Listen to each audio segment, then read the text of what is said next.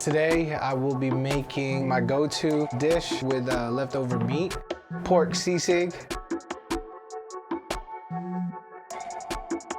Sisig is a traditional Filipino dish with a little bit of spices, soy sauce, onions to get that little spicy, citrusy kind of flavor.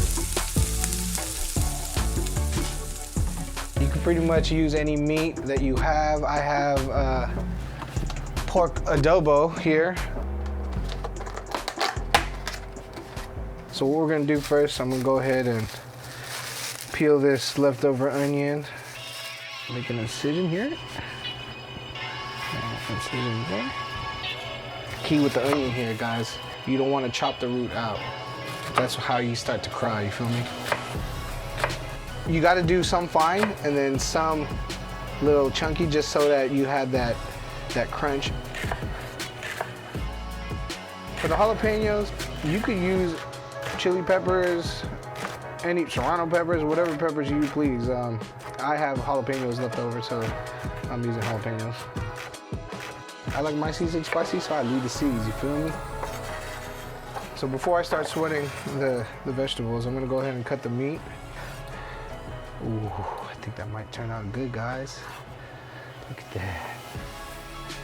What's great about this is the fat. Once we start cooking this up, the fat starts melting and get crunchy. That's when the sisig starts to come alive. So I'm just gonna cube these up, basically. That's what I'm trying to do. You can pretty much use any meat that you have. I used beef, I used ribeye. You can even do fish. I've never done fish though. But traditional sisigs usually have some sort of like liver in it. We're not gonna do that today. Secret to good leftover sisig is low expectations. you know what I mean? Like, you just gotta be creative and not really expect the greatest event. You're not really trying to, you know, make the best dish in the world right now. You're just trying to be creative and, you know, see if this is something you enjoy. And if not, then you tweak it a little bit. Now what we're gonna do is we're gonna go fry the meat first. I like to get a good sear in the meat. So let me go ahead and light this up.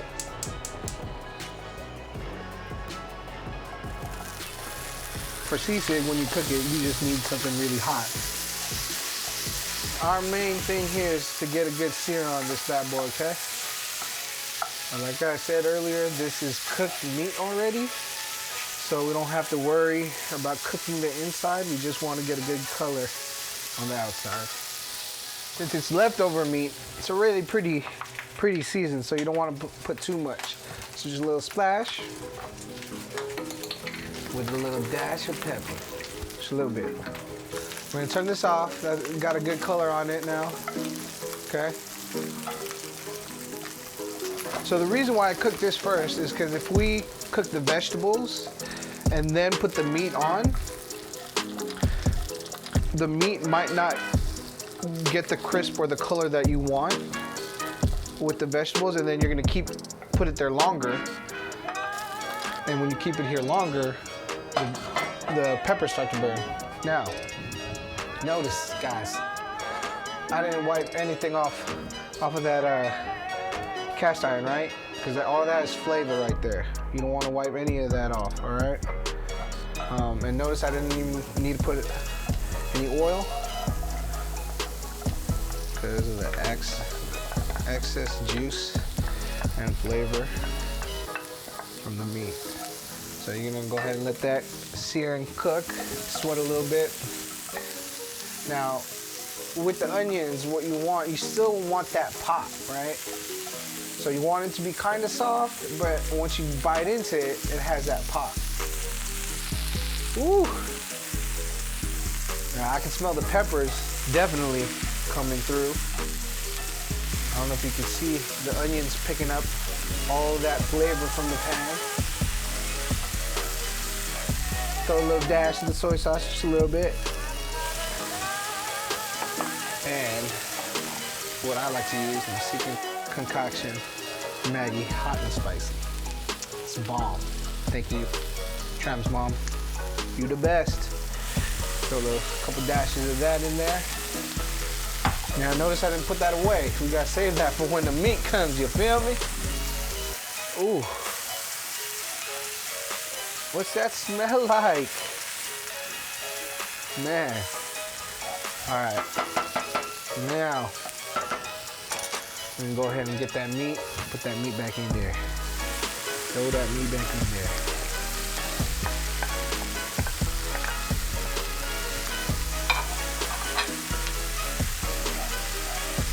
The best thing about using leftovers for a new meal is remembering how it looked like before and looking at the masterpiece you created now. Ooh. I definitely just started using my leftovers because, you know, with kids, it's very important for us to save money as well as, you know, save food. You know, you never want to waste food, especially times like this with COVID, with, you know, people losing jobs. The last thing you want to do is not be thankful for, you know, for what you have. And I mean, be real. You had leftover pork adobo made into this pork sisig. Look at this sisig, man. It's bomb. Why can't you be blessed? Why not, right? And the crazy thing about it is my kids think I'm the greatest chef ever. And like, to be real, I just put things together and make it look good. All right, guys. I'm gonna go ahead and give this a little try.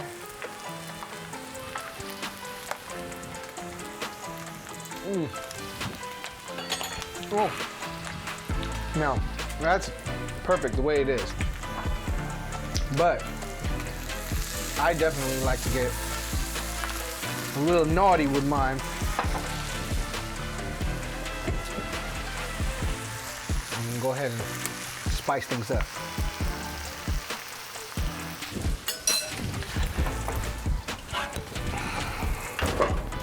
Cover that up and let that simmer. And we good. It's pretty much done. We don't usually like to plate it because we like to keep it fresh, crispy, hot, ready to go. So I like to keep it here in the cast iron skillet. Ooh-wee.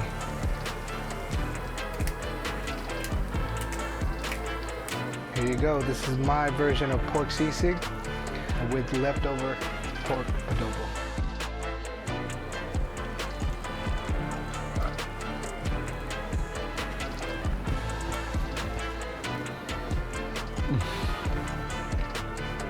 Hey, bro. Try it. That's definitely bomb, dude.